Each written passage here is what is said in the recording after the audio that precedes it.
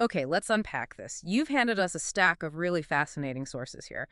They take us right into the heart of 1950s American car culture. Yeah, it's quite a deep dive. And there's a special focus on one particular, almost mythical dream machine from that time. That's right.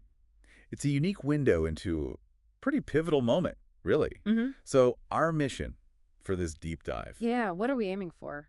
well, we want to pull out the most interesting insights, about how cars didn't just move people around. Mm-hmm. They fundamentally reshaped post-war America. All right. And we'll look closely, literally and figuratively, at this one really wild concept car. And figure out why all this history still matters, why it resonates for you today. Exactly. Sounds like we're talking culture, innovation, big dreams, Mm-hmm. not just metal and wheels. That's the plan. So where do we start? Post-war. Yeah, I think right after World War II is the perfect place. You have to picture the scene. The country's finally recovering, years of wartime effort, sacrifice. Now there's this incredible sense of relief. A kind of collective exhale. Totally. And the economy's starting to boom. People have this pent-up desire for stuff, consumer goods, and crucially, for mobility. Freedom to move again. Exactly. People were ready to travel, to explore, to own things again. And the car, it became more than just A to B transport then. Oh, absolutely. Almost overnight, it seemed. It transformed. It wasn't just about getting around anymore. It was a symbol. A powerful one.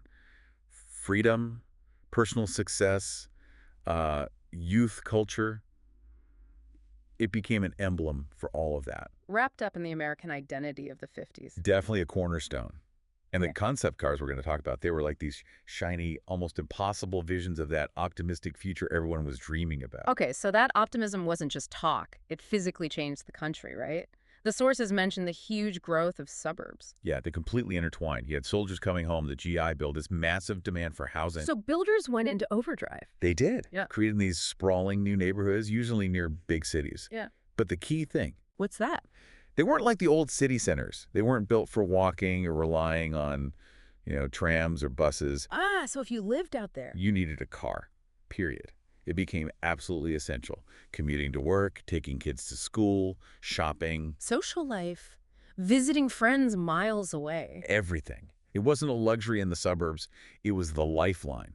And you can't have all these cars in suburbs without roads connecting them. Exactly. That required a massive infrastructure push. Because before that, roads weren't always great, were they? Surprisingly poor in many places, yeah. The sources mention unpaved roads being pretty common not long before. Oh. But the 50s saw this huge public investment. President Eisenhower, the interstate highway system, construction kicked off on a massive scale. It must have changed travel completely. Fundamentally, suddenly you had these smooth, multi-lane, high-speed routes just crisscrossing the country. Right. So travel went from being, sometimes slow and difficult, maybe scenic. To just getting there, fast. Pretty much, yeah. For many families, it became about the destination, efficiently. And that shift, it had enormous knock-on effects. Like creating whole new kinds of businesses, the ones catering to people in their cars. Precisely.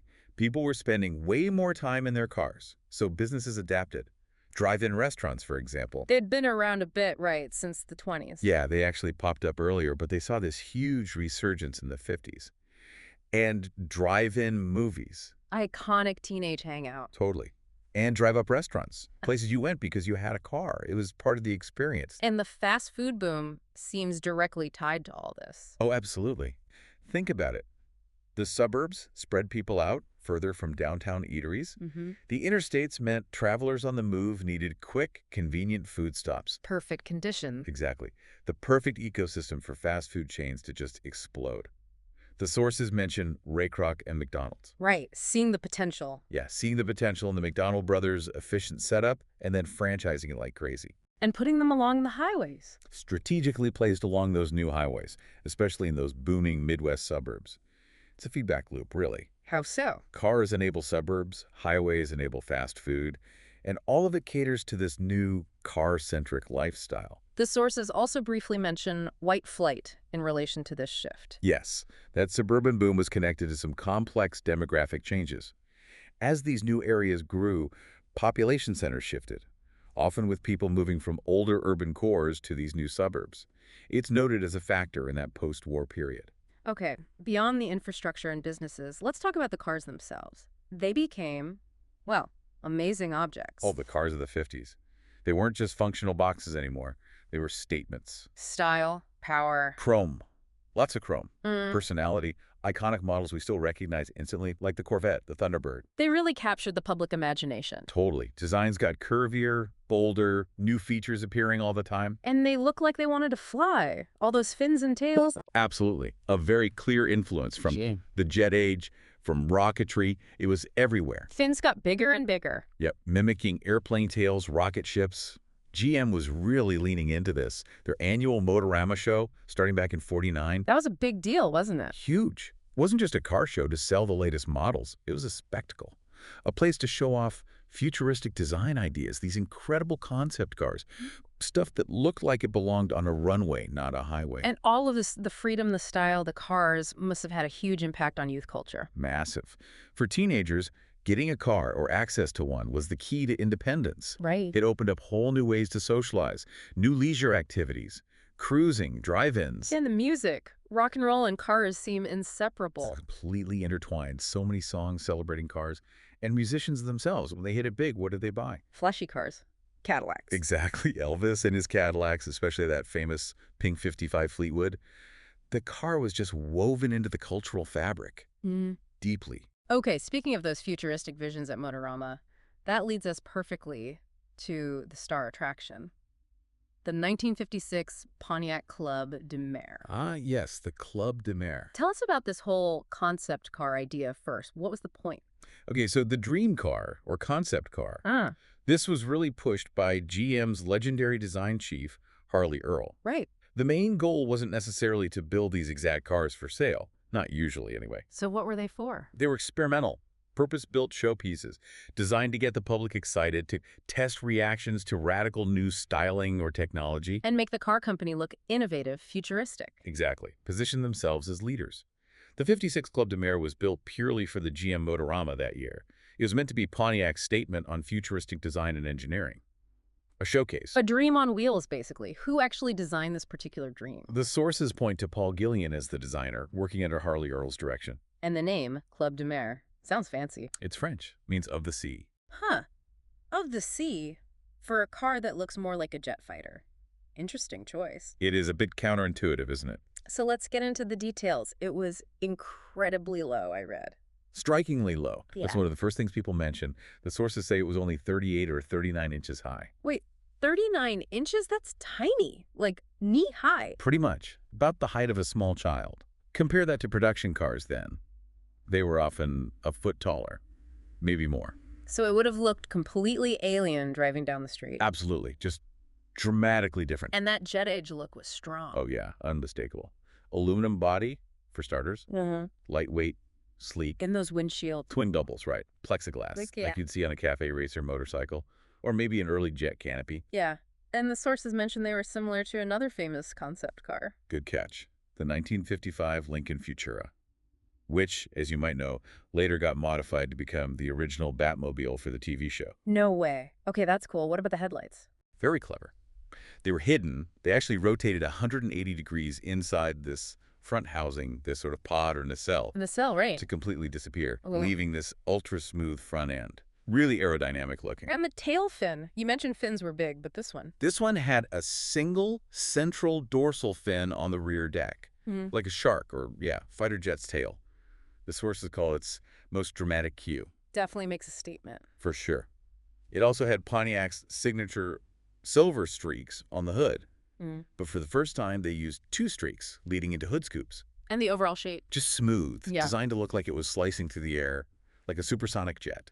Minimal bumps or protrusions. Except for? Well, small door handles, some subtle vents on the doors. But importantly, new bumpers. None at all. Very clean. Just a pure, sleek, two-seater roadster. Yep, classic roadster layout. And the sources mentioned it drew inspiration from the look of land speed record cars, like you'd see at Bonneville. Fast-looking. Did it have the color scheme to match? Oh, yeah. Very specific and bold. Cerulean blue paint. Nice glue. And inside, crushed grain vermilion leather. Bright red. Wow. Blue and red. Quite the combo. Definitely made a visual impact. So it looked fast, futuristic. Did it have the engine to back it up? Was it just a pretty shell? No, it wasn't just a styling exercise. It had some serious power for the mid-50s. Under the hood was a modified Pontiac Stratostreak V8 Stratostreak, okay. with two 4-barrel carburetors, pushing out around 300 horsepower. 300 horsepower and 56. That's pretty potent. Very potent for the time. But maybe even more interesting from an engineering perspective was what was going on out back. Oh, what was that? It used a rear-mounted transaxle. Okay, what's a transaxle? It basically combines the transmission and the rear axle drive unit into one housing located at the rear wheels. Ah, instead of up front with the engine. Right.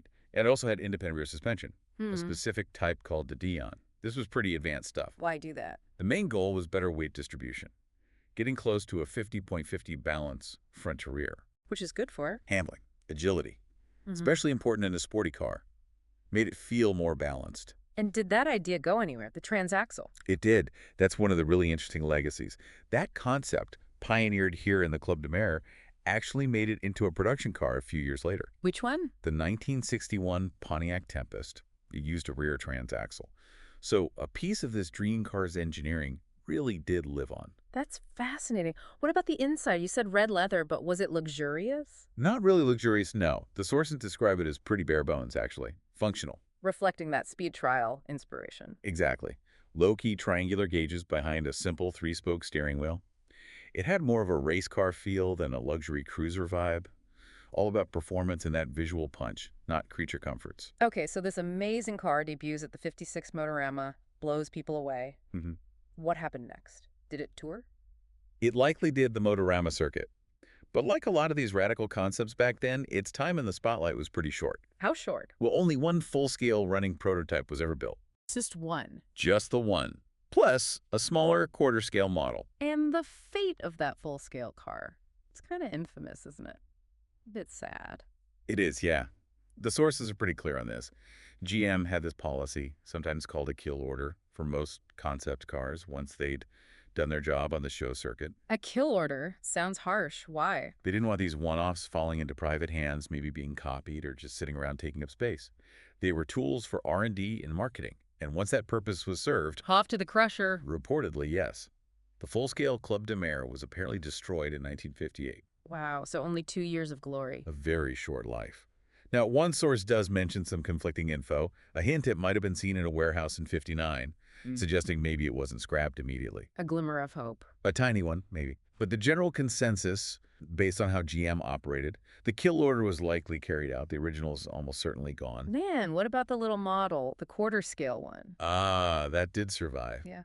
It ended up with a well-known collector, Joseph Bortz. And there's a fun little story there. Harley Earl himself apparently had it motorized at some point, gave it to his grandson to drive around in. Like a very cool pedal car. Exactly. That model was eventually sold at auction in 2007. Went for $75,000. 75 grand for the model. And wasn't there a replica built? A full-size one? Yes. Thankfully, someone took on that challenge. A guy named Marty Martino. Really dedicated enthusiast. What did he use? He started with a 1959 Pontiac chassis and then painstakingly recreated the Club de Mer's body shape in fiberglass. Wow. Must have taken ages. 3 years, the sources say. His replica uses a '59 Pontiac Stratostreak 389 engine.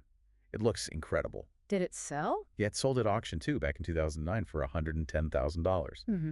So while the original's probably lost to history, its spirit definitely lives on through that scale model and Martino's amazing replica. So even though the Club de Mer itself never hit showrooms, did parts of its design influence later cars? Oh, absolutely. You didn't see a car exactly like it roll off the production line, but its ideas definitely filtered down. Like what? Well, the trend for prominent tail fins, obviously. The use of brushed metal trim inside and out. Even the idea of disappearing or hidden headlights popped up on various production models later. Right. And just that extremely low, sleek profile. It pushed designers across the industry to think lower, sleeker. It echoed cars like the Mercedes 300 SLR sports racer. And the engineering, the transaxle. We mentioned that, yeah. Making it into the '61 Tempest was a really significant technical legacy. That's a direct link. Any other influences? The twin-bubble windscreens apparently influenced some Corvette race cars.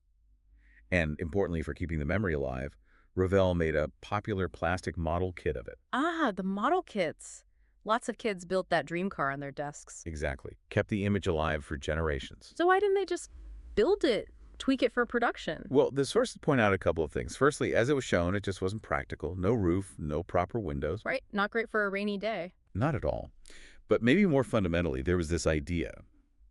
One source suggests that trying to make it production ready, adding all the practical bits, might have just made it too ordinary, too pedestrian. It would lose the magic. Exactly. It would strip away that wild, futuristic dream car quality that was its entire reason for being. It was built to wow people at Motorama, not necessarily to be sold down at the local Pontiac dealer. Okay, that makes sense. So we've covered the 50s car culture, the suburbs, the highways, this incredible dream car. Bringing it all together, why is digging into this stuff valuable for you listening today? Well, I think these sources, taken Yeah. together, give you this really brilliant shortcut to understanding a super critical time in American history. And you see it through the lens of the car. How it wasn't just transport. Right. You see how big technological changes like powerful V8s, automatic transmissions, the highway system weren't just engineering feats. They were deeply woven into huge societal shifts. The move to the suburbs, new ways of shopping, new businesses. New consumer habits, whole new industries rising up around the car. Yeah. It shows that interplay really clearly. And looking at something like the Club de Mer, it shows how these big, maybe even impractical design dreams can still have an impact, right? Absolutely. They plant seeds. They influence future tech, future style, maybe in ways you don't immediately connect back. It captures that specific, optimistic, forward-looking energy of the 1950s. An energy that didn't just build roads and houses, but built a whole culture around the automobile. Yeah. And these sources give you the keys to unlock that moment, to understand its lasting impact on the landscape, both physical and cultural, that we still navigate today. Okay, so we've journeyed through that vibrant 50s car culture, the optimism, the suburban sprawl. And we took a close look under the hood, so to speak, of that truly spectacular, imaginative concept car, the 1956 Pontiac Club de Mer. A time when the car really felt central to almost everything. So, given how profoundly the car shaped daily life, business, culture back then, here's a final thought for you to mull over. What things, what objects or technologies today are maybe shaping our world just as fundamentally, but in ways we don't quite see clearly yet? That's a great question. Something to think about. Indeed. And thanks again for sharing these fantastic sources with us for this deep dive. It was a great ride.